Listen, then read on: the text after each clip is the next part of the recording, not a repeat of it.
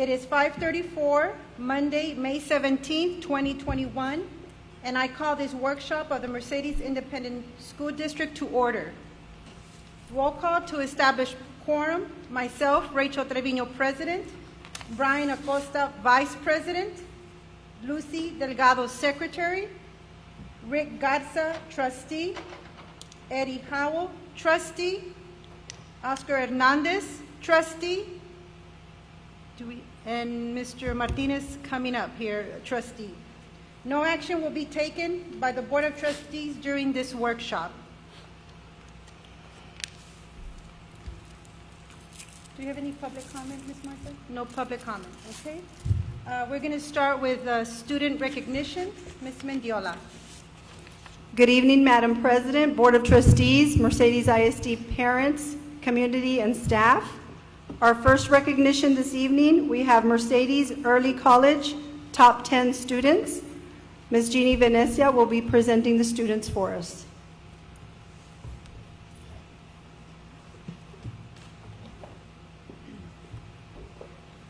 Good evening, Madam President,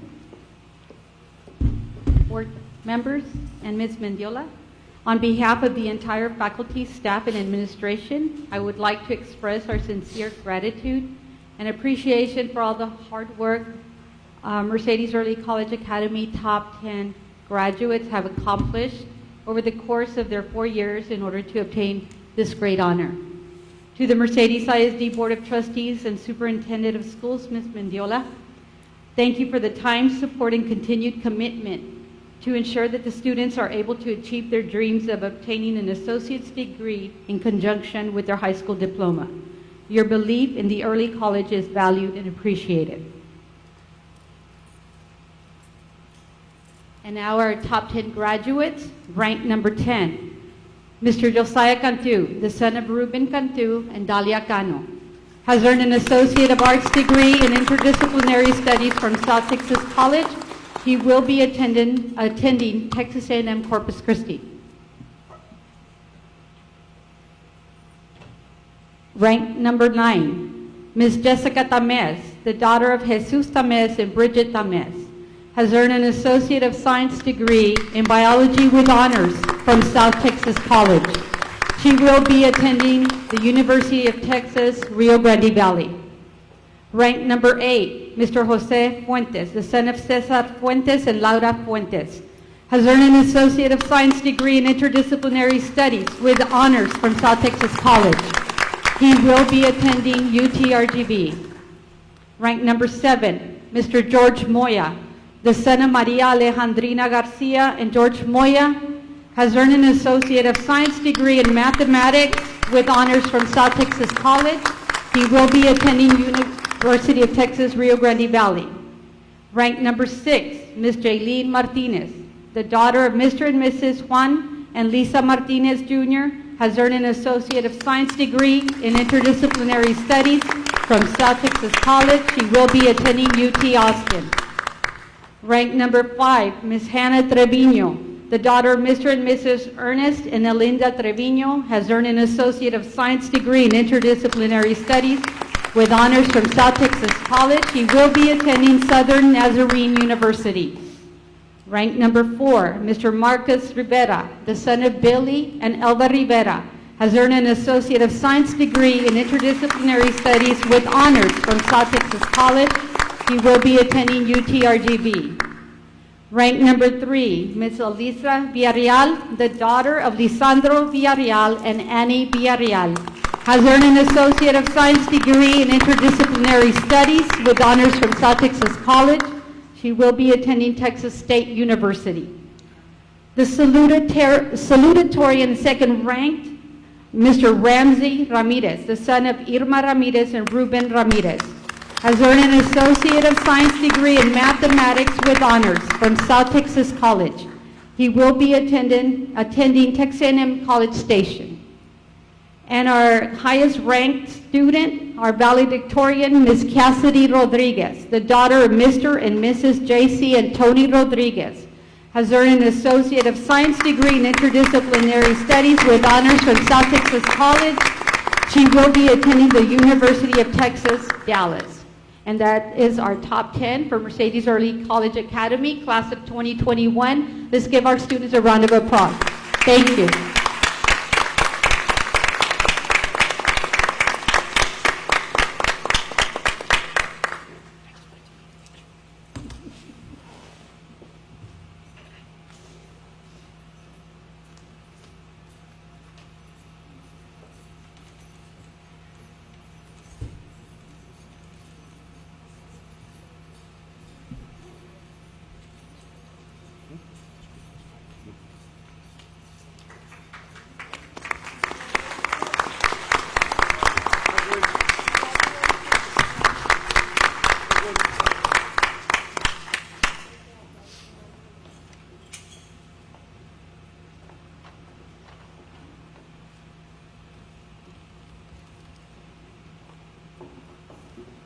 Next, we have Mercedes High School, top 10 students.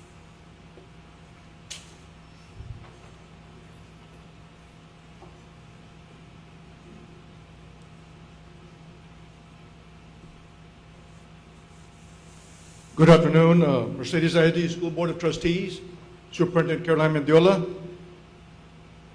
On behalf of Mercedes High School Administration, we thank you for the continued support throughout this very tough school year. These students have persevered, have accomplished, and now we are thrilled that you are hosting them so they may be recognized. We'll begin. Rank number 10, Jose Antonio Barraza, the son of Mr. and Mrs. Juan Barraza. He received an associate's from South Texas College and will be attending University of Texas at Rio Grande Valley.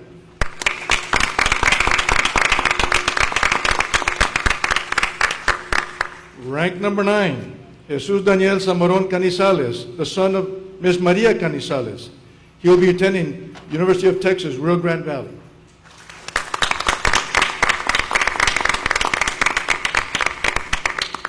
Rank number 8, Horacio Jerónimo Pequeño Jr. He is a son of Mr. and Mrs. Horacio Pequeño. He will be attending Texas A&M, Kingsville.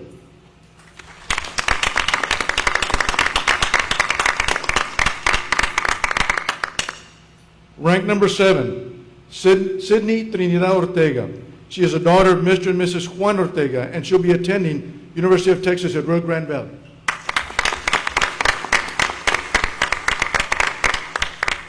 Rank number 6, Liana Marie Briones. She is a daughter of Ms. Linda Garcia. She will be attending University of Texas at San Antonio.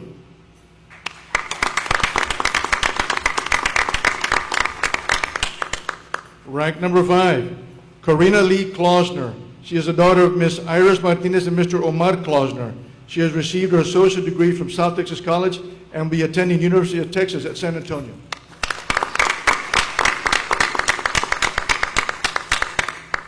Rank number 4, Carla Lee Martinez. She is a daughter of Mr. and Mrs. Guadalupe Martinez. She has received her associate's degree from South Texas College and will be attending University of Texas at San Antonio.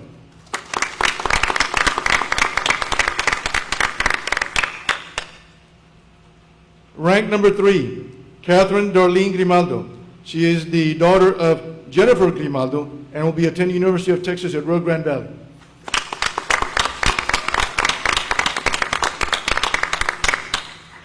Our salutatorian, rank number 2, is Raleigh Roxanne Castañeda. She is the daughter of Mr. and Mrs. Joel Castañeda, and she'll be attending University of Texas at San Antonio.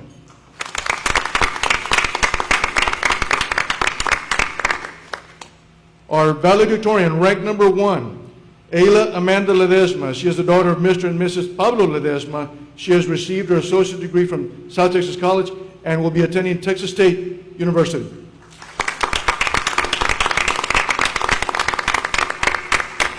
On behalf of Mercedes High School Administration, we thank these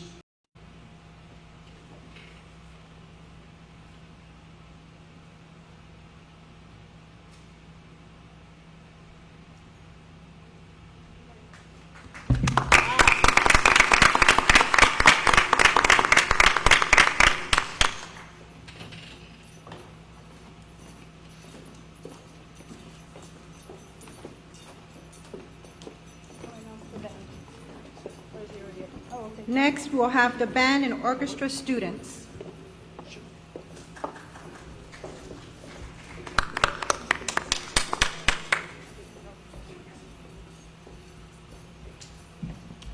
Good evening, Superintendent Ms. Mendiola, board members, parents, and community members here today. It's my pleasure on behalf of all the band and orchestra students and directors to recognize some of our outstanding achievements this school year for Team EA, Virtual Honor Groups, WIBIC, which is Western International Band Clinic, Virtual Honor Groups, and Live UL Region Solo Contest and advancement to the state level. The efforts of the students and the directors to keep our standards high with what we can accomplish has been outstanding. At this time, I'll introduce the different awards along with each student that's present. When you hear their name, come on forward.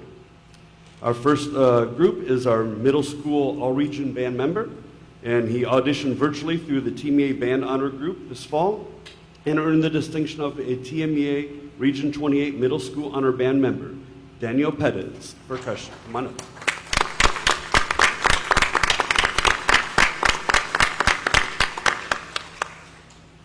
Next is our all-region orchestra members. These students auditioned virtually through the TMEA Orchestra Honor Group this fall and earned the distinction of a TMEA Region 28 Honor Orchestra, Elena Garcia on violin.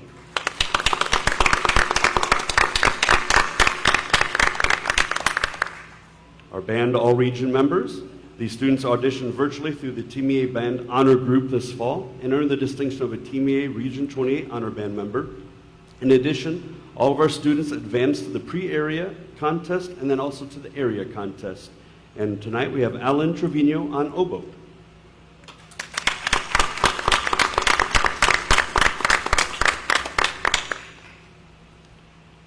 Next one is the Western International Band Clinic Honor Band. Students auditioned for and were accepted into the WIBIC Honor Band. Students then attended a virtual clinic where clinics on each instrument were given, leadership, performers, and composers.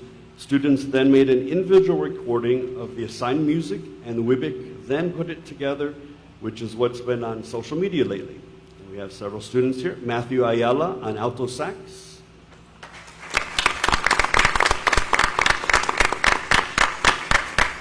Noah Diaz on percussion.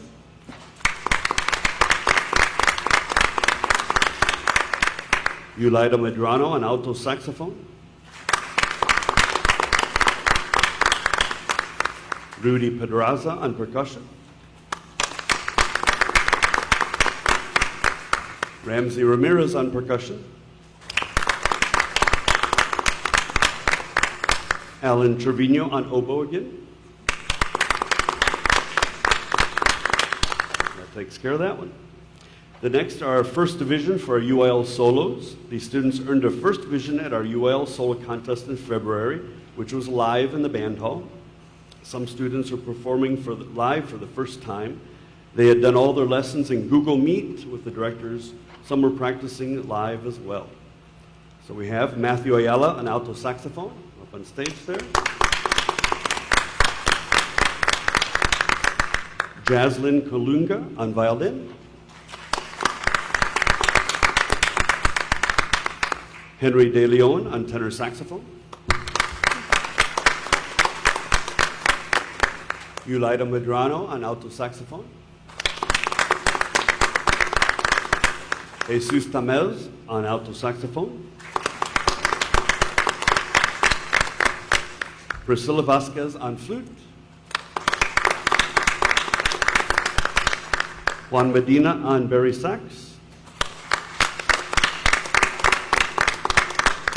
And then some of these students, and one down here, they got a first division on their solo, and they advanced to state. We've been working on recordings for the kids, and they're due this Friday, and we're pretty well close to it. And so the state level students advancing are Noah Diaz on marimba. He's up on stage. Elena Garcia on violin. Josiah Noriega on violin. Rudy Pedraza on snare drum. Ramsey Ramirez on vibraphone. and Ellen Trevino Anobu. We should find out those results at the beginning of June or so. Thank you all very much. There's some of our award winners from our band program. Thank you.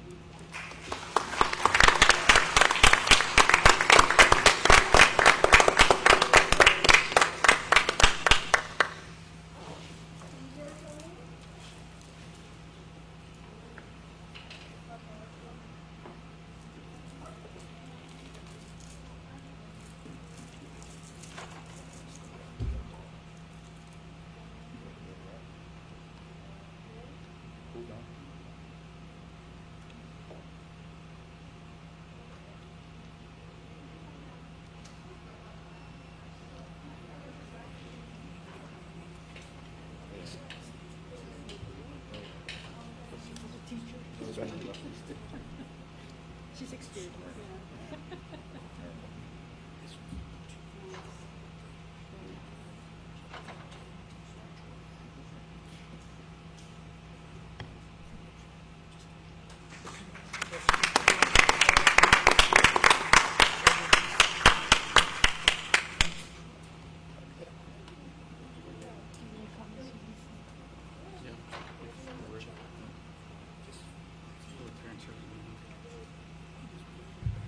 At this time, do any board members have any comments for our students and parents?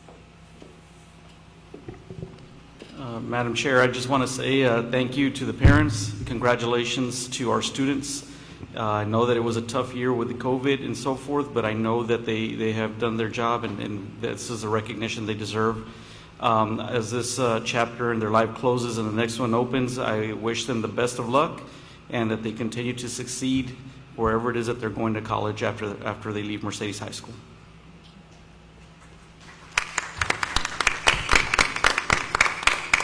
I would like to offer my same sentiments as Mr. Acosta said. Congratulations to the parents and the students.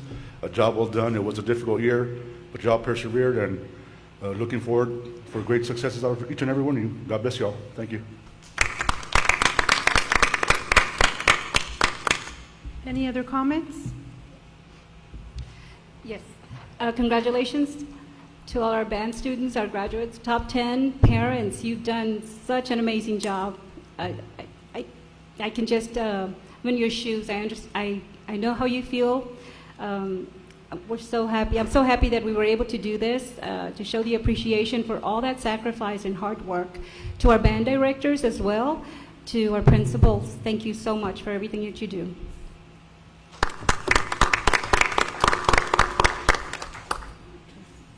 Anybody else? Okay, we're going to move on to, next on the agenda, we have the Business Office, a 2020-2021 budget update. Ms. Mendiola. Madam Chairman, we have Ms. Olga Hines, who will be presenting on the 2021 budget update this evening.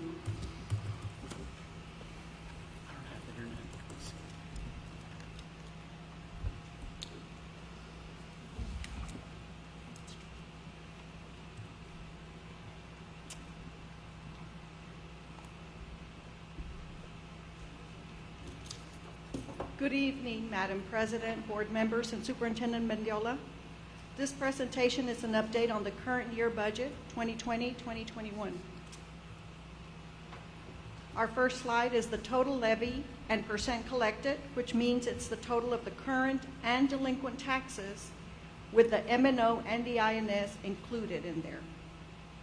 This graph shows the total levy assessed per year in the orange column. The salmon-colored bar are the tax collections paid as of March for each year. The line graph on the top indicates the percent of taxes collected as of March for each year. So tax collections are approximately slightly higher than the prior 3 years. The average for the prior 3 years has been more or less 77%. And for the current school year, is like 78.17. Tax collections as of March are the 78.17. The percent collected by year is a more comparative analysis because the percent represents the tax collections to the assessed value.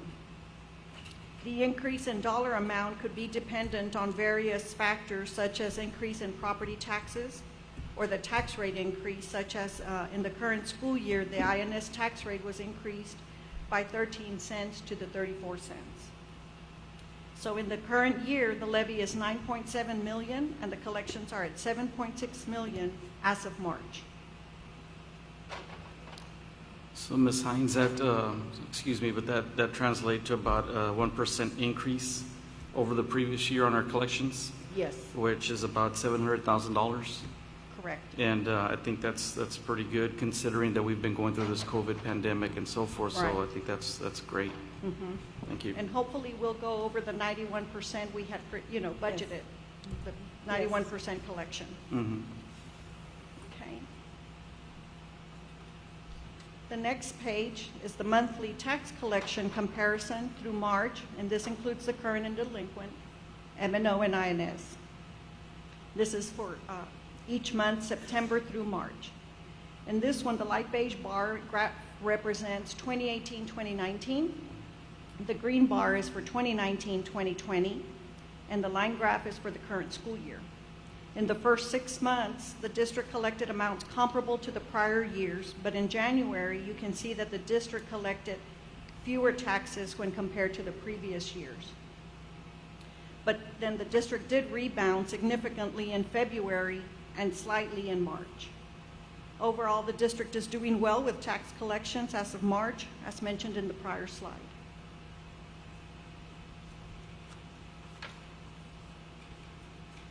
The next slide is the delinquent levy and percent collected.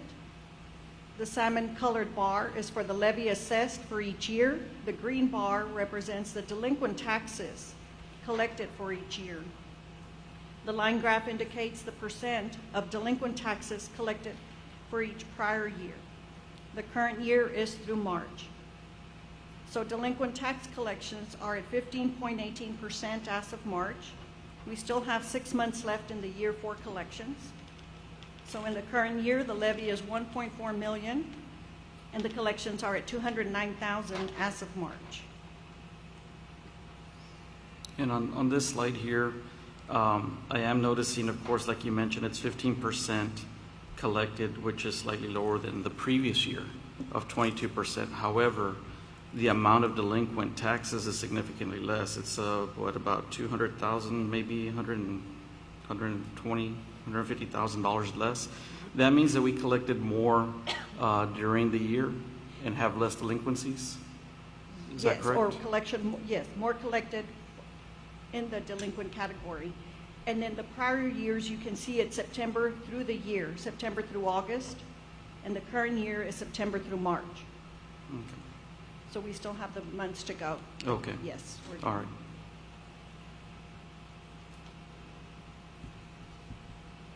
Okay, moving on to slide 5. This is the maintenance and operations, the M&O tax collections. And this is used primarily for operational purposes. The orange bars show the M&O tax collections by year, and the green bar is the budget amount for the current school year. With the budget amount, pardon? No question? No, Oh. Mr. Handy, I'm asking him to turn it a little bit louder. Oh, okay. The orange bar shows the M&O tax collections by year, and the green bar is the budget amount for the current school year. With the budget amount set at the 91% collection rate, and between April and August, collections pending are $337,000. So as of March, the M&O portion of tax collections amounts to $5.7 million. And again, it may seem like the collections are lower than prior years, but the M&O tax rate has been compressed since 2018-2019. And as indicated in the first slide, total tax collections are just slightly above the prior year, so we're within range.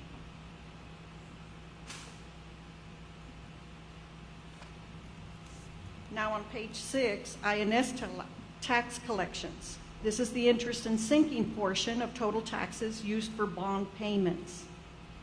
The light pink bar shows the INS tax collections by year, and the green bar is the budget amount for the current school year. with the same parameters set at 91% tax collection rate was budgeted. Collections pending from now to August are at 137,000, and the INS tax rate was increased from 21 cents to 34 cents for the current year. As of March, the INS tax collections amount to 1.9 million. And again, it may seem like the collections are higher than prior years, but the INS tax rate did increase by 13 cents. And again, the district is within the normal tax collection range. Any questions on taxes?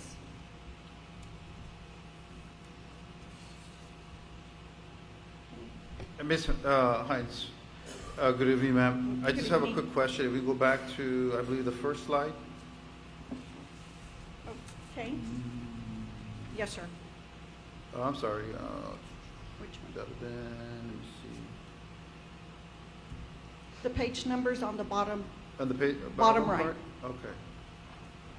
Da-da-da-da-da. This will be page, slide 7.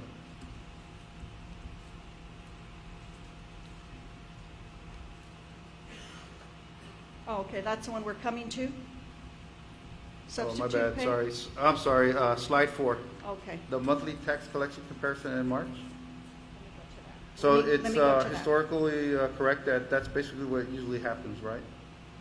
On slide 4, Slide, I have slide 4. delinquent levy and percent. I have monthly tax collection in comparison March. Monthly tax collection comparison March, is that the title you Yes. have? Okay. What was your question again, sir? I'm sorry. That's basically the historical, I guess, the drop on the monthly tax collection comparison? Yes, you Okay. can see each month there, September through March. Okay, I have a next question. Mhm. The previous slide on, I have slide 3, Okay. total levy and percent collected. Yes, sir? I mean, I'm really excited because basically 7.5 is the increase. That's what I'm keen on, right? Right. Ma'am, could you elaborate a little bit more because I'm kind of like puzzled with the, you said that there was an increase on the INS, is that correct? Yes, sir. So that would show the actual increase to the 7.5 million? Yes, Is that the about increase correct? is included in there. Okay. So, that pretty much answers the question, ma'am. Thank you. Yes, sir.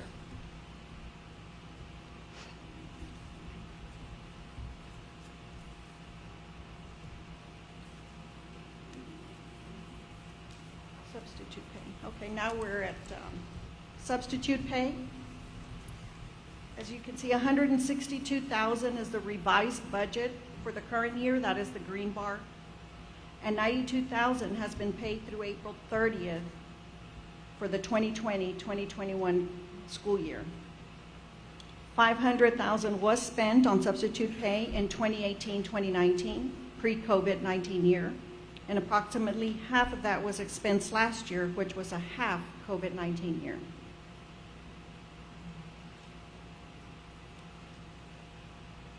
On the next page, overtime pay has been trimmed down by COVID-19 this year, whereas a little over $500,000 was spent in the regular school year of 2018-2019, $329,000 last year. Currently, only $87,000 has been paid, and we're 2/3 of the way through the year, leaving $90,000 to help cover the remainder of the year. And spending usually occurs in the summer months, but we'll be probably seeing some savings there. Ms. Hines, sorry to interrupt, ma'am. Quick question, Ms.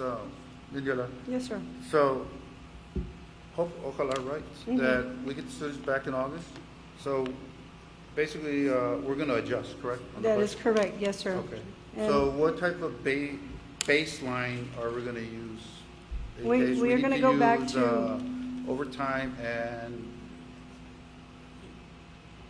the substitute pay? we're going to go back to the 2019-2020 amount that we budgeted for. Okay. That's pretty much, I think, what will be the standard, somewhere around 300,000 for overtime pay. Likewise, for substitute pay, what we budgeted back in 2019, 2020, Okay. that'll be our baseline as well. Thank you, Those will ma'am. be the numbers we utilize. Thank you. Yes, sir. Okay. Next, we're with miscellaneous contracted services. This current school year, $344,000 has been expensed, and the budgeted amount is $600,000, while in 2018, 2019, $500,000 was spent. Last year, more funds were spent than in the regular school year of 2018, 2019, mostly also because of the instructional packages being mailed to all the students, and that's when COVID was new. Miscellaneous contracted services include security and monitoring for alarm systems, bus repairs, etc.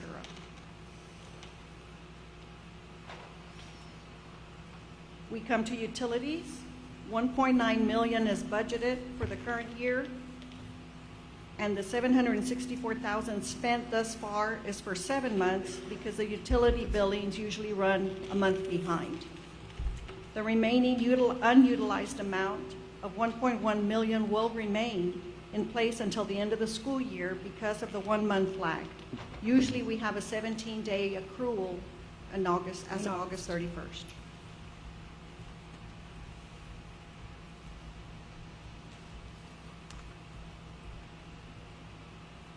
Supplies and materials for maintenance.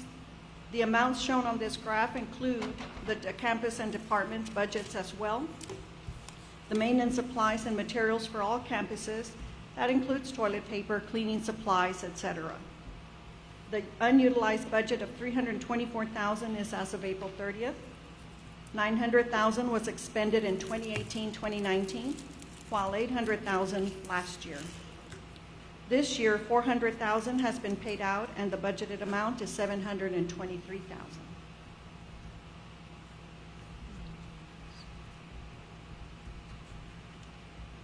Supplies and materials. This category includes teaching and office items such as paper, pencils, postage, workbooks, etc.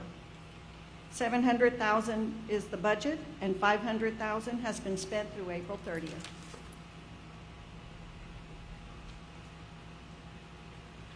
Next, we come to travel.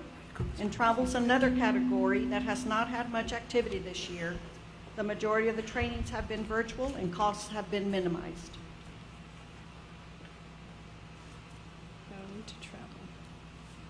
Miscellaneous operating costs. Included in this category are awards and incentives and other miscellaneous costs, and you can see the minimal amounts there since we don't really have the students in class. We come to the last slide, capital furniture and equipment. $128,000 was spent in 2018-2019, while $359,000 last year. This year, $129,000 has been paid out, and the budgeted amount is $285,000. That's it. Any questions? Yes, Ms. Hines. Let me go back to the supplies. One second. Sure. Once our students go back to, for the upcoming school year, will we have all the items, in that budget for, sanitizing, wash stations, all that is included into your supplies? Yes, yes, ma'am. Yeah. And we'll be determining, I know we're waiting from guidance from TA, right, Mrs. Mendiola, on Yes. how many students, whether they're going to be made to come back or Whether parents will have a choice for the upcoming school year. it has not been mandated from TA on what they're going to come up with, what rules and regulations, but we will have the money available for everything to be We'll safe. continue to budget the same amount, even though we haven't expended all the funds, Yeah. obviously, this year. And then all the funds that have not been expended, we hope to put into our fund balance at the end of this fiscal year. Right. Thank you. Thank you.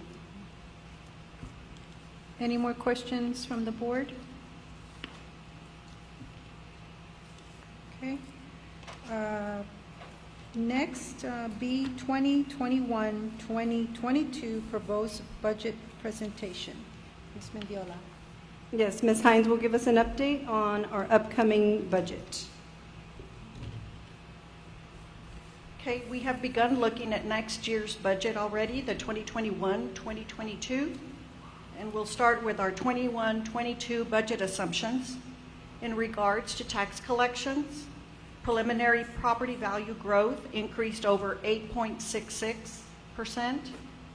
The budgeted tax collections will be estimated at the normal 94% collection rate. The M&O tax rate is expected to be compressed further again this coming year, and TEA will be setting that tax rate for us, and it will be available in the summertime. The budget will be based on an ADA of 4216, which is 86 fewer students than the 2020-2021 hold harmless ADA of 4302. These budget assumptions are preliminary because the county certified property values will not be available until July 25th. That's when they certify the property values. Right now, we just have the preliminary.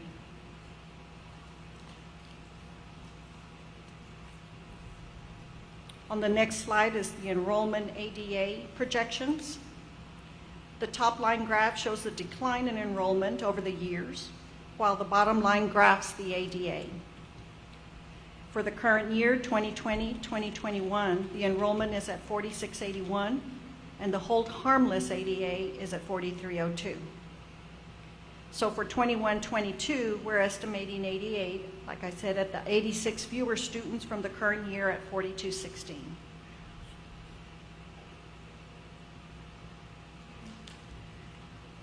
The next page, the 5-year trend. The tables represented in this slide provide the enrollment and ADA information with the decrease by year. In the last 5 years, the district has decreased enrollment by 933 students, and ADA has seen a similar decrease.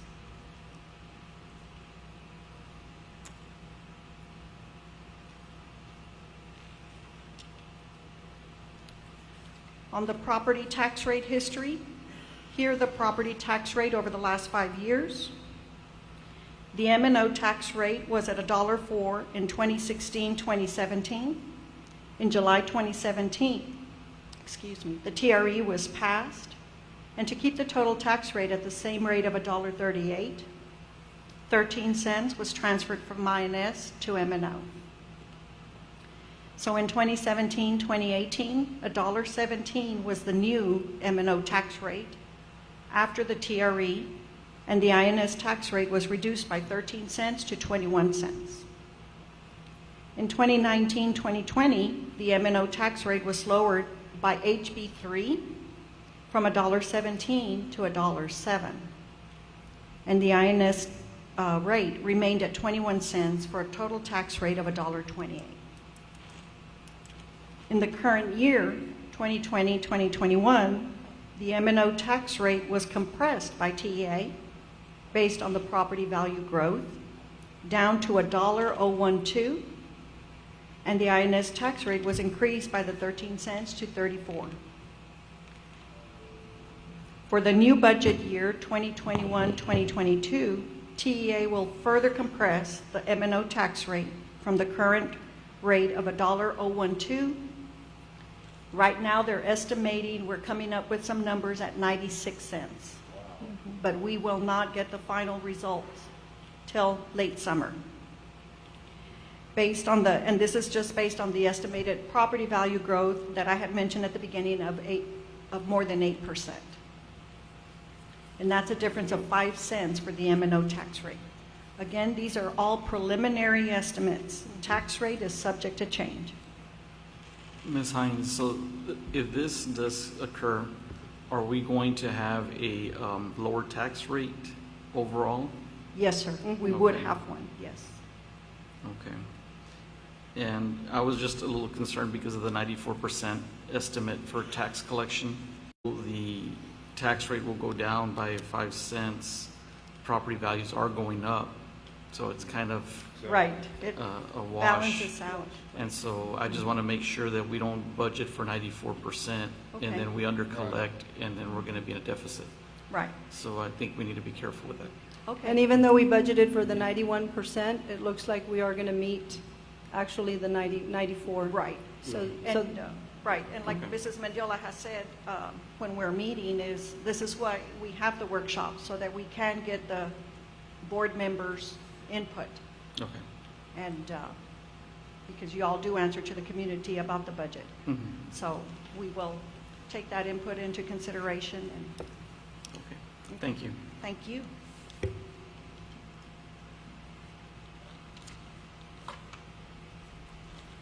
The next slide, the property values.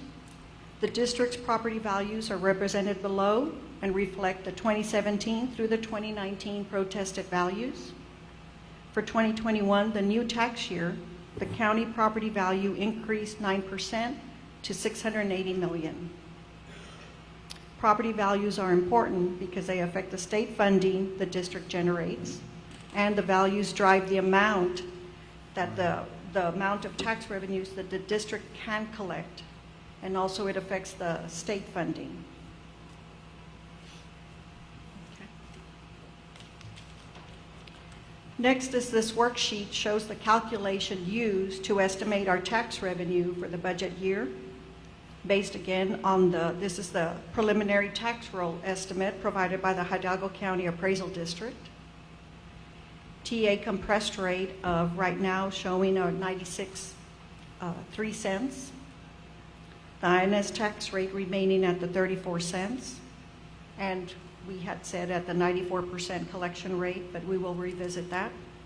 And so the estimated tax revenue shows the share for maintenance and operation at $6.2 million and $2.1 million for the INS portion.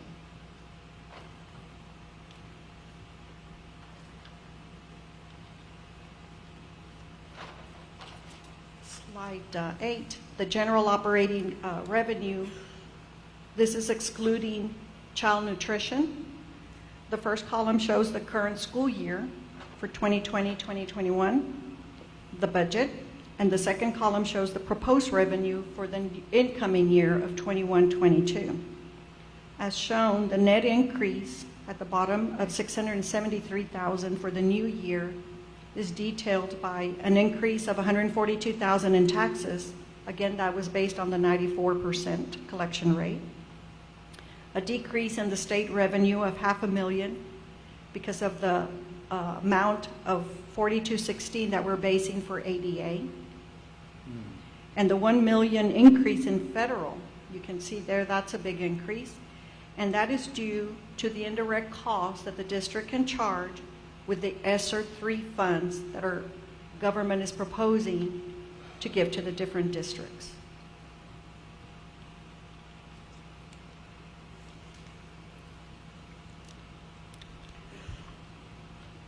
Next, we come to the ESSER 3 reclassification of general operating expenditures.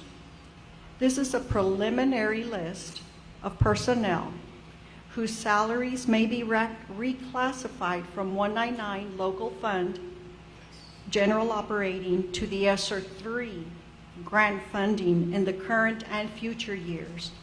The ESSER 3 is supposed to help provide funding for schools for a 3-year period, 3 to 4 year. As a starting point, approximately $1.3 million will be reclassified from 199 to ESSER. 8 administrative professional positions in the amount of $589,000, 6 clerical paraprofessionals for $207,000, and slightly under $500,000, 9 in the teacher registered nurse category. This is preliminary. Mrs. Mendiola has been having meetings to be discussing what changes will eventually occur. But we will be discussing all this throughout the budget Yes. workshops. And again, this is for the board's information, just to help relieve some of the local funds that we've been using, especially, of course, you know, most of our funds goes to personnel. And so this will help, if we reclassify some of those personnel positions, we're able to free up some of these dollars to add to our fund balance and to also complete some of the projects that we need to complete over the summer that are not covered through the grant. Right.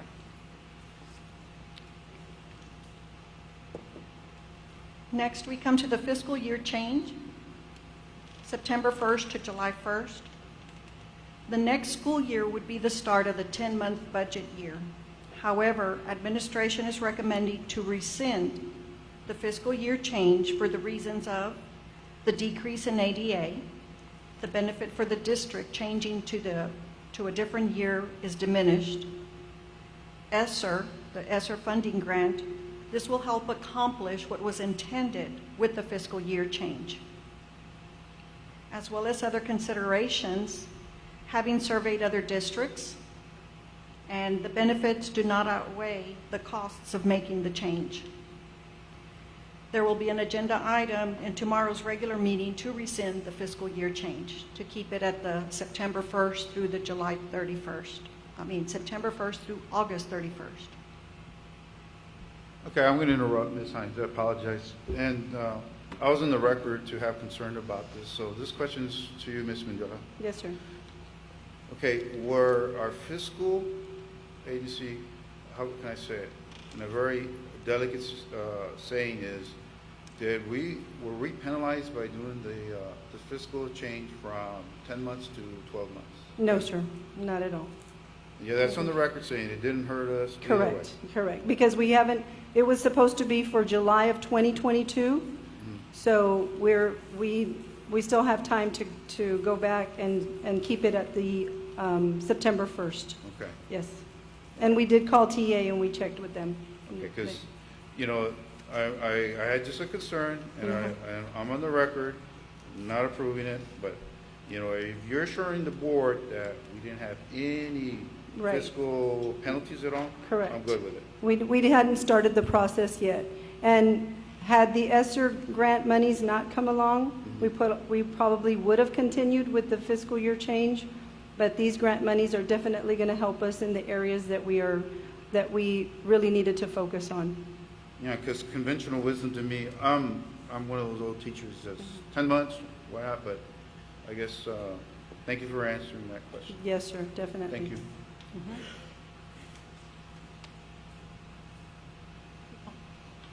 Next, we come to the 2021-2022 employee compensation.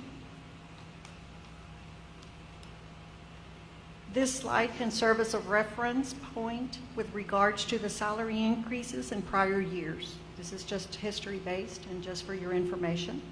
Y'all can read it. It has the current year and the last 2 years.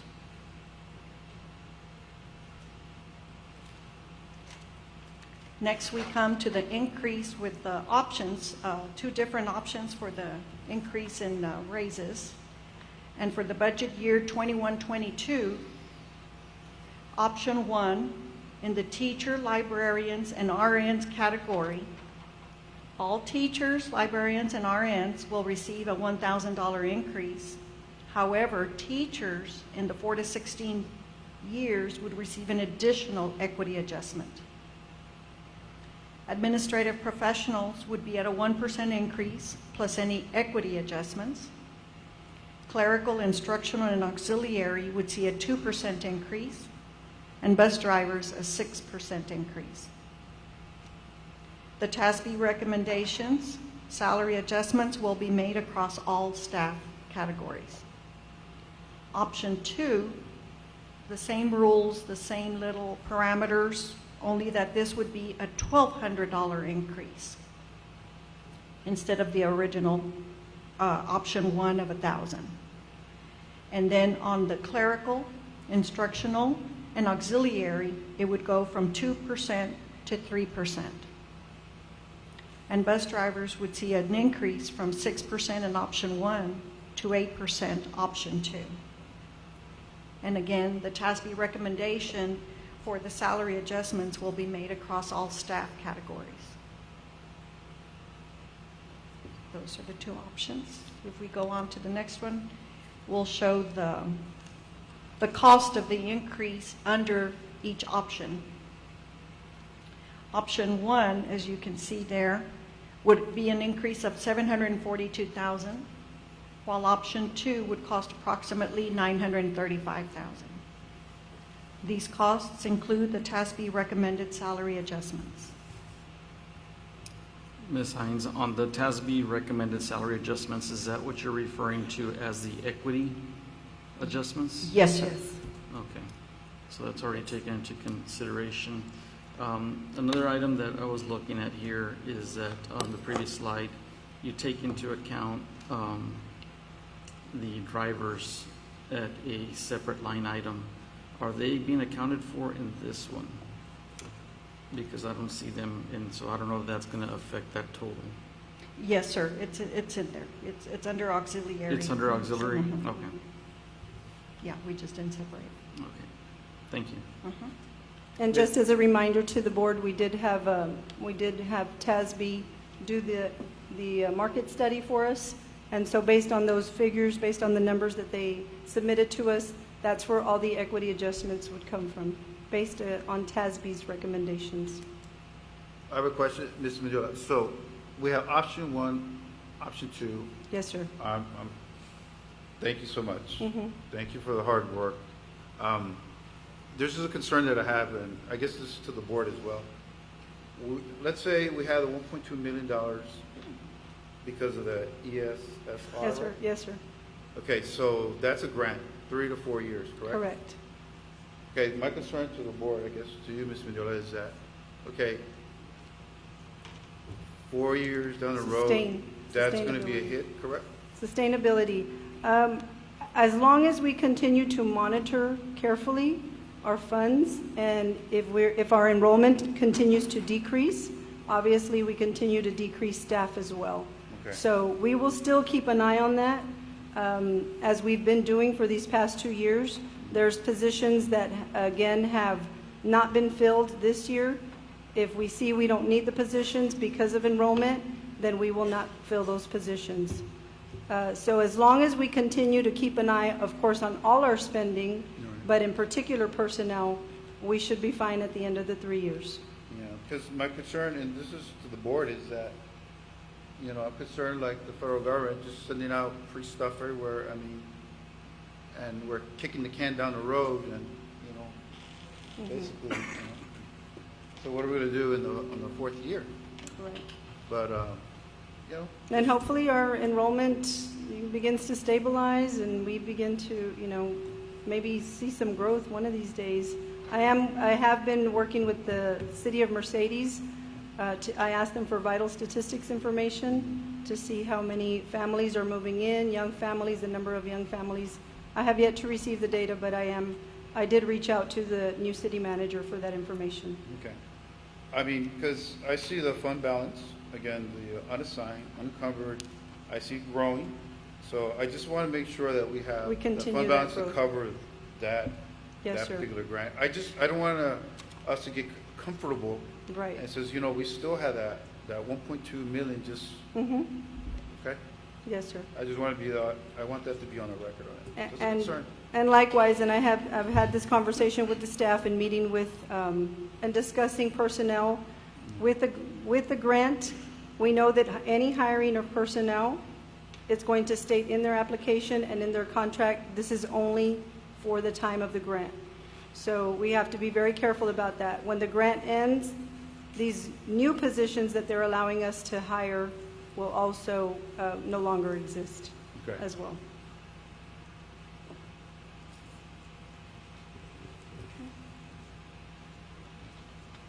Any other questions? Any other questions? Any other questions from the board? Well, I have a question. So, Ms. Mendiola, you're saying new positions. I was under the understanding that some of the positions were going to be just funded differently. Yes, the current positions that we have, we're going to be able to reclassify them with ESSER dollars, but ESSER is also allowing us to hire new personnel in order to close the learning gap. Okay. So instructional aides, we're looking at possibly getting some bilingual instructional aides for that reading gap, that we're going to see a big gap in reading, we're going to see a big gap in math. So the ESSER dollars are going to allow us to hire obviously instructional staff, nurses, because of the health and safety. So there's particular positions that we are looking at that we're going to be adding only under the grant and only for the time that the grant is, till it expires. Okay. So we have to be very careful with that. But the state does expect that some of these dollars will be utilized for new personnel. Any And other are we questions? comfortable with the percentage of projected loss of students at 76? Because prior years, we had lost a lot of students. Yes. We have started the online enrollment process, and we're looking at numbers. But according to PEMS data, last year, pretty much the projection that PEMS gave me last year was very close to what the actual enrollment was. So this year, that's her projection. And again, it's difficult to tell because this year, a lot of parents chose to keep their, especially the little ones at home. This is our first year having a full-day pre-K, so we really didn't get to see those numbers. So now we're going to continue with full-day pre-K, and we're actually going to have open enrollment. So, because we know I've already surveyed surrounding districts, and pre-K is pretty much open enrollment in many of our surrounding districts. If parents start their children in pre-K at another district, more than likely they're going to want to keep them there. So I think a way to keep our children here in Mercedes is allowing open enrollment for all pre-K children. Thank you. Ms. Mendola, you had open enrollment for the whole high school, middle school, elementary? Yes, we're an open enrollment district. Okay. We accept students from everywhere. But with pre-K, you have to qualify. So we're no longer going to put those qualifying, we're going to eliminate those qualifications. Okay. And just allow any child to come in. But we'll only get funded for those that qualify. Because we're still losing students, and I think one of the board members, I don't recall, someone mentioned it, right? What do you- Every district is. Marketing, every something district that- is losing.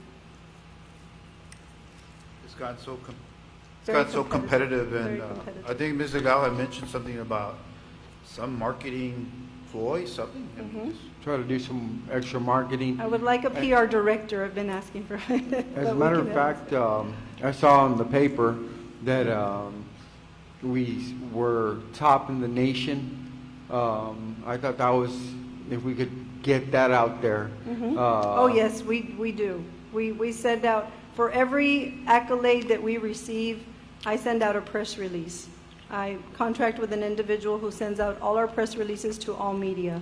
So, and then we do the banners, we do the billboards, social media, by every means that we can. By every means that we can. And again, adding programs to our district is also what's going to bring the students and keep them. We need competitive programs that our neighboring districts offer that we don't.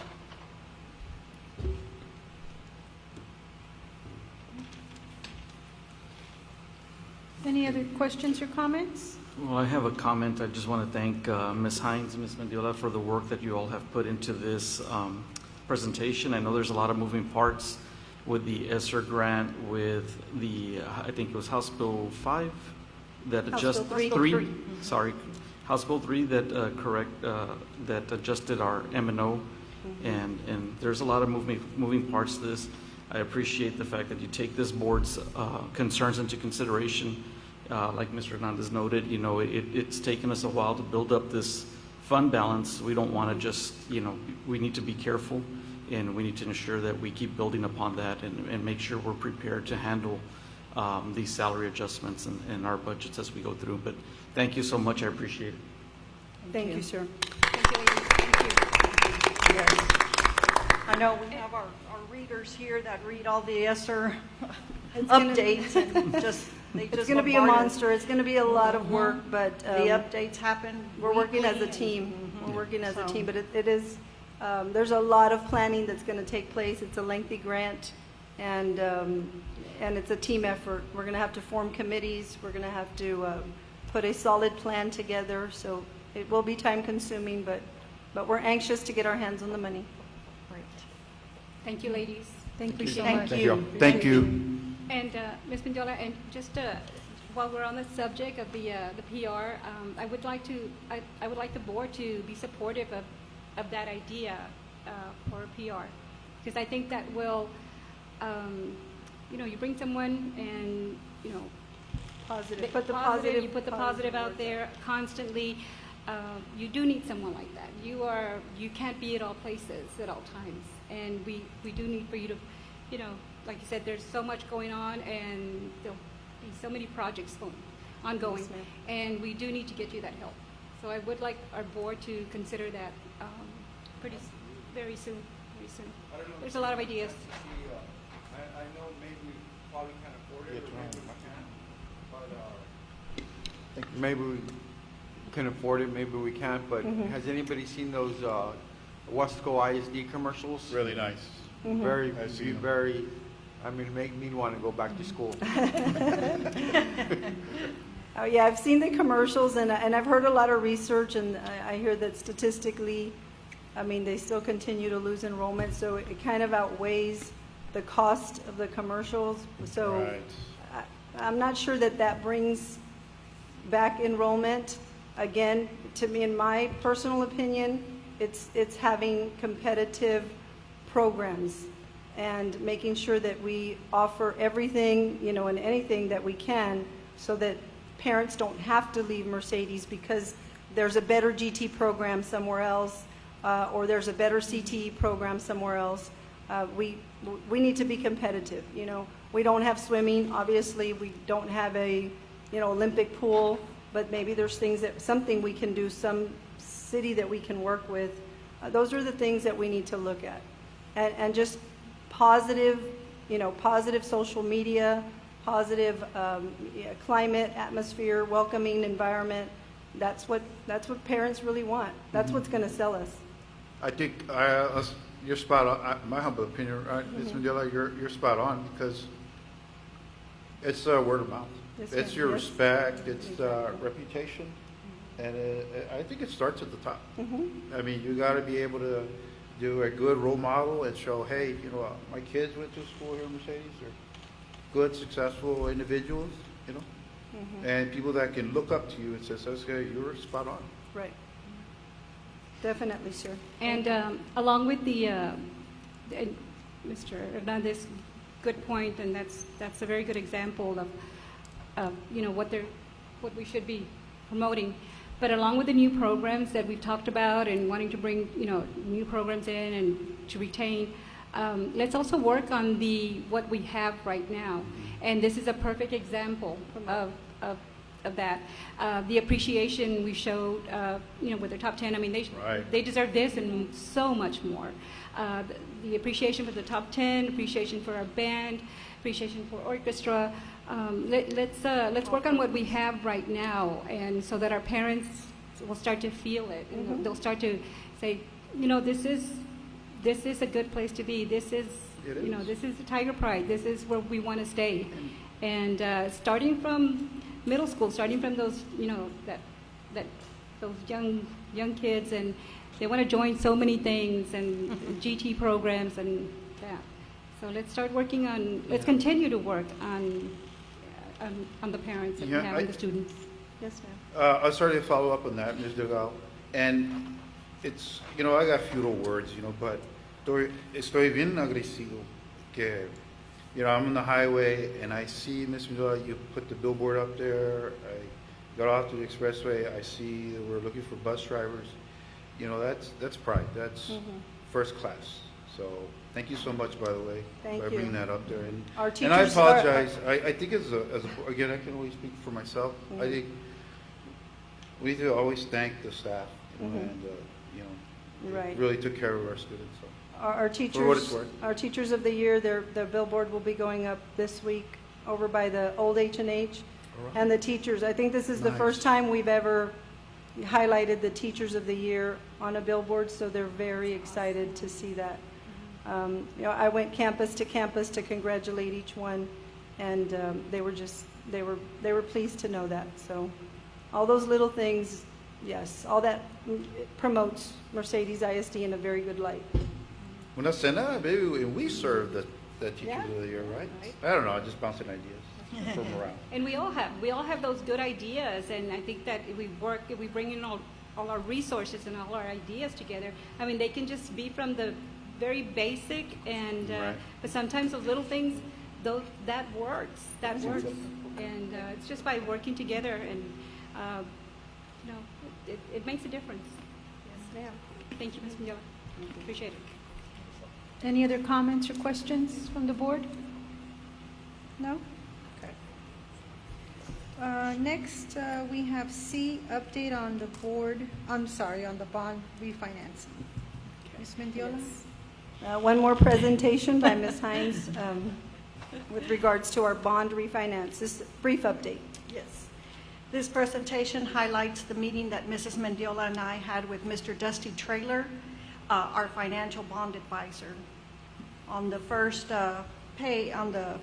slide, you can see that the Board of Trustees approved the issuance on Yes. February 23rd, I'm sorry. The refunding issuance of 2 series of bonds were approved then, and it was the tax-exempt unlimited tax refunding bond series 2021A for $9.3 million, and the taxable unlimited tax refunding bond series 2021B for the $11.4 million.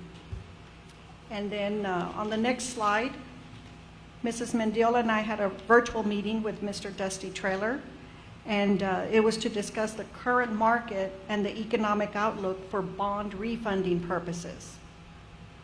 And Mr. Traylor stated that the interest rates had increased slightly since he had talked to the board back in February. They had increased slightly due to the COVID-19 vaccine, also the new president of the United States, and the stimulus funding.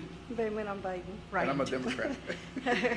And among other factors that also helped increase slightly on the interest rates. The next slide, we show the recommendations that Mr. Dusty Traylor recommended. And he recommends for the district to move forward with the refunding of the tax-exempt funds, the bonds, Series 2021A of the $9.3 million, because the interest savings still remain favorable to the district.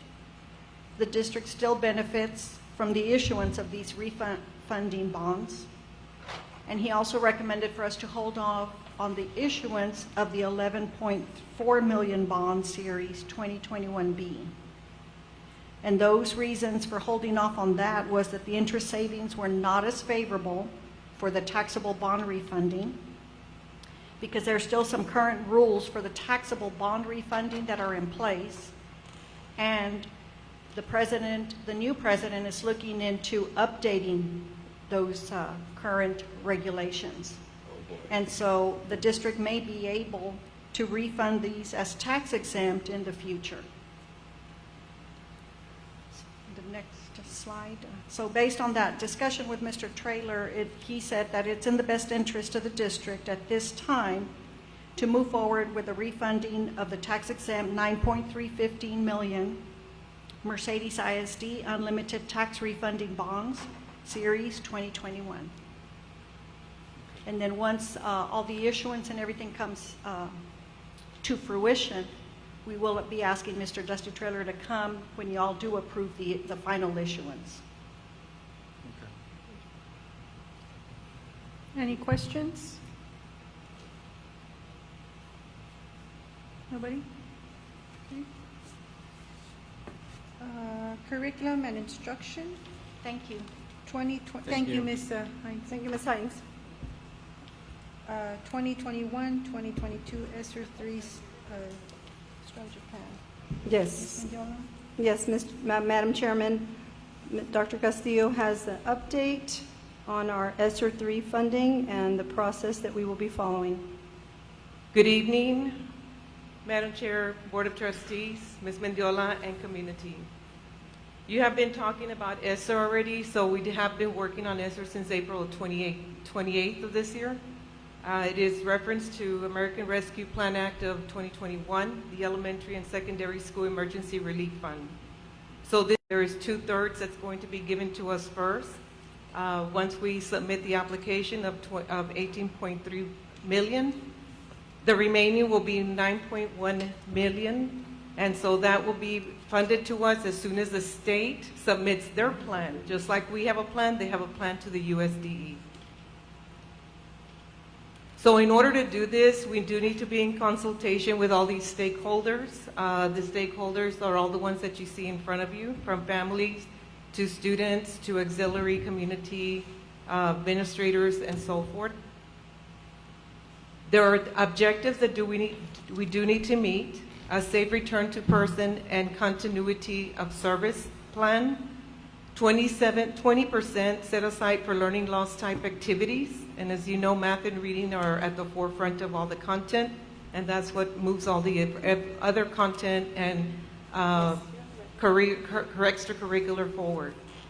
It is a recommended, like Ms. Mendiola said, one-time short-term expenditure to address the identified needs caused by the pandemic.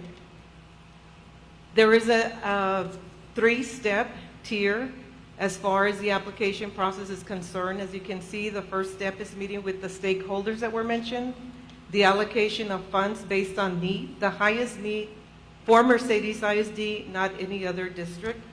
And then we submit the application to TEA, and we do want to submit this by the end of June. The deadline is July 27. So the tentative allocations are as followed. You will see the academics, evidence-based intervention for reading and math. You're looking at 8.2 million, 30%. Academic special ed, there is a need of 5%, 1.4. General ed academics, 3%, 822,000.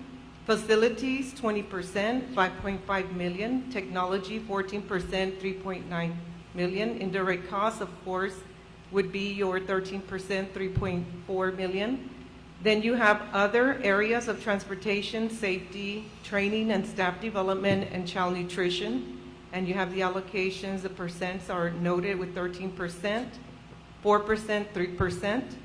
Then we have the comprehensive service for response planning and interventions, services comprehensive for nursing and safe schools. And that is one of the ones that should also be at the forefront due to the social emotional learning of students once they come back. And so you have the distribution of percents and the amounts. Just real quick on that note, the indirect cost, Mr. Hernandez, this kind of answers your question too. The indirect cost of 13%, the 3.4 million, that will go to 199. Is that correct, Olga? Yes. So that adds to our local budget, which will help us tremendously. Okay. So we've been getting together in teams. In the next slide, we had, like I said, we've been reading the literature from the USDE, who rolled it out to all the states in USA. In this particular case, we're looking at big, large volumes of books that we had to figure out on our own. TA had not given us any direction, but we were ahead. Like Ms. Mendiola says, we work as a team. And so when we looked at academics, you'll see the percent in the allocation of funds. We are looking at all the allowable expenses. We are very strategic to make sure we're in compliance with USDE and TEA, offering extended day services for academic acceleration, the summer reading math supports for students, of course the intervention programs for recent immigrants, English learners at lower levels of English language proficiencies. We also look at academic after-school enrichment programs. Special ed, we're looking at increased special ed mainstream funding, supplemental intervention programs for special ed life skills students, adapted digital software, dyslexia material and training, and 504 evaluations. The second page also references pay for tutors, because as you know, the classes are going to need to be very intentional, where a tutor is going to tutor at least 3 to 5 students, reduce class size, supplemental instructional aids that are so needed at the elementary schools as well as middle schools, to assist with small group instruction, staff retention, and recruitment incentive pay, and instructional coaching, professional learning, supplemental pay for professional learning on new technology and best practices, provide additional planning time for teachers, curriculum writing to support the academic gap in all content areas, instructional materials to refresh of classrooms and campus libraries in English and in Spanish, online programs for academic supports, purchase of additional CTE equipment to enhance certification programs. In the area of technology, in this particular case, Mr. Handy spearheaded this committee. The purchase and installation of mini classroom labs for pre-K through 12 core content areas in the classroom, upgrade library lobby, student desktops, printers, and print stations for all campus, upgrade the instructional media systems for pre-K through 12, purchase of additional instructional Chromebook carts for campuses, purchase of additional instructional Chromebooks for remote learning, ensure there is a one-to-one student-to-computing device, purchase of campus instructional lab, desktop computers, purchase of desktop computers for all campuses' special ed classrooms, cybersecurity training, student safety, appliance and service, upgrade campus instructional wireless networks. On page 2 of technology, the purchase of surveillance cameras to monitor student groupings that have 10 or more for COVID mitigation strategies, purchase subscription of mobile Wi-Fi hotspots for remote learning, ensure household Wi-Fi service, classroom phone handsets at home, remote learning support, and hiring of technology instructional support to assist the teachers, the students, and parents with the continuity of technology service.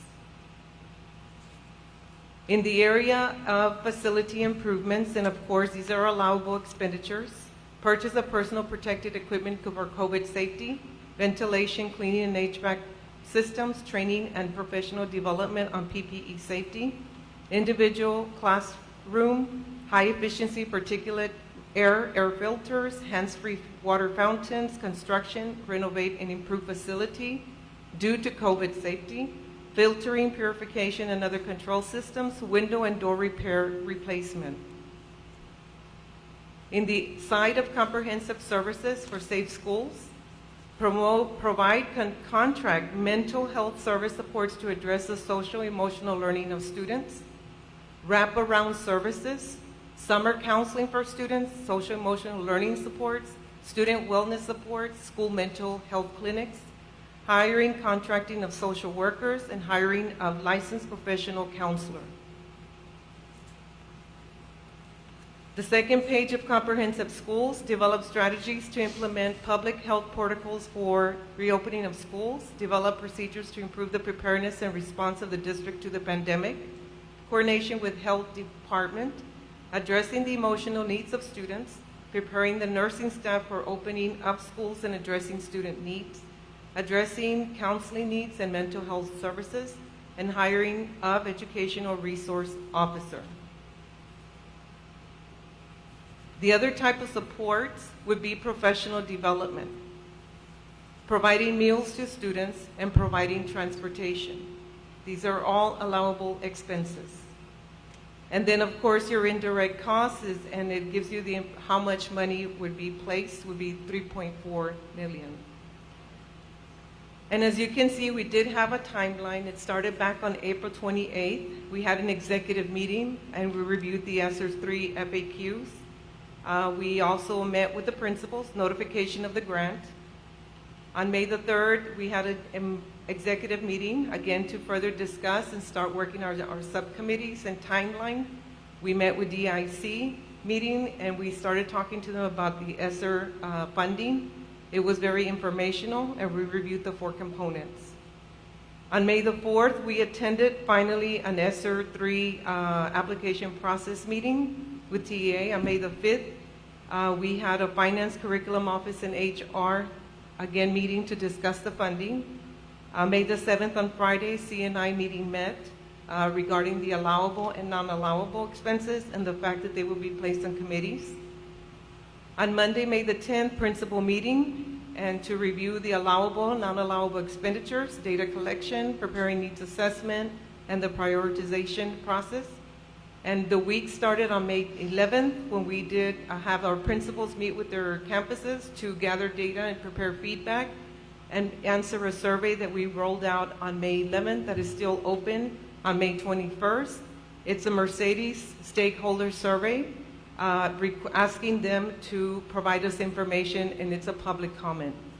And so far, we have 100 people that have already answered the survey, and it's still open. And that is part of the application process.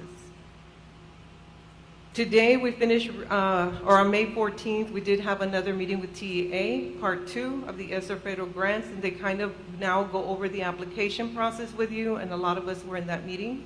And today, we had a Q&A in the morning with TEA regarding questions that people had. Can we purchase this? Can we purchase that? And they gave us the rundown, the details as to what is allowable and what is not. A lot of the funding needs to be tied to COVID learning loss of students. And so that was very important, and they will be placing that in the FAQ through TEA so we can keep up with it. Right now, there are about 89 questions that people have asked in the state of Texas. And today, of course, we have a presentation. It doesn't end there. So on May the 24th, we will have a DEIC meeting to inform the site base at the district level to let them know what the outcome was for the survey. And on June 25th, we want to submit the application to TEA. So we will be giving you more information on June the 15th as to what the expenses will, the allowables, and what was turned out of that survey.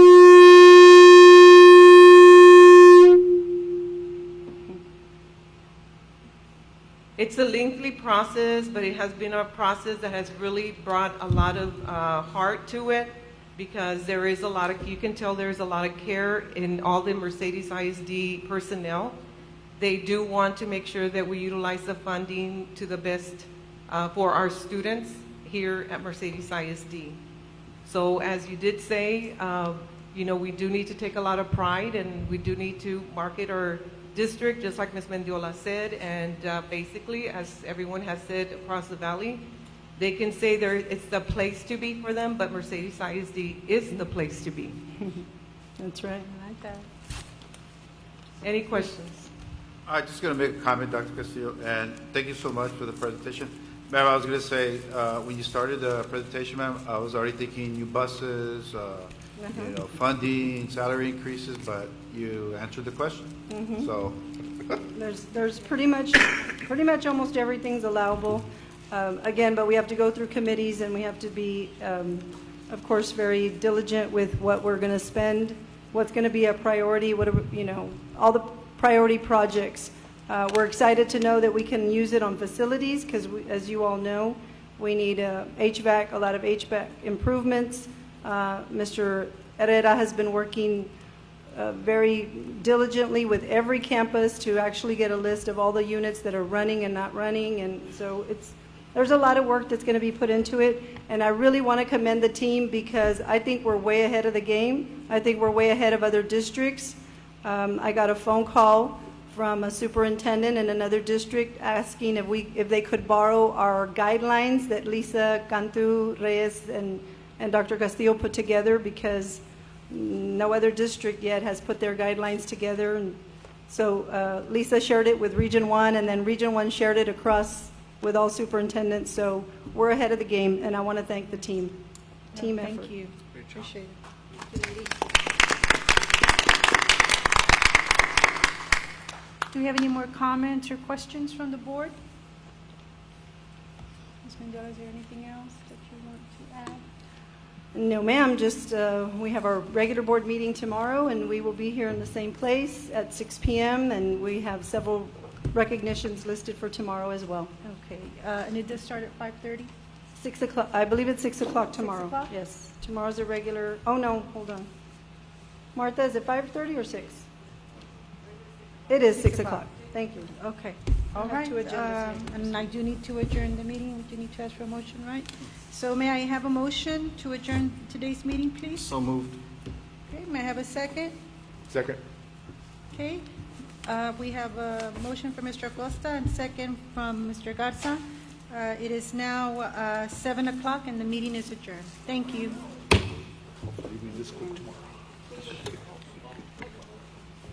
Oh, we vote. Oh, we're supposed to vote? Oh, I'm sorry. Okay. All in favor, say aye. Aye. All opposed, same sign? Okay, meeting adjourned. Nobody opposes. Nobody opposes. Nobody opposes anyway.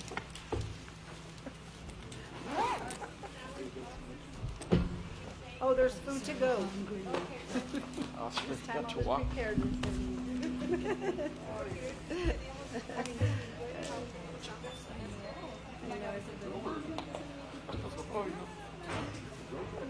Candies have been doing the job. Well, they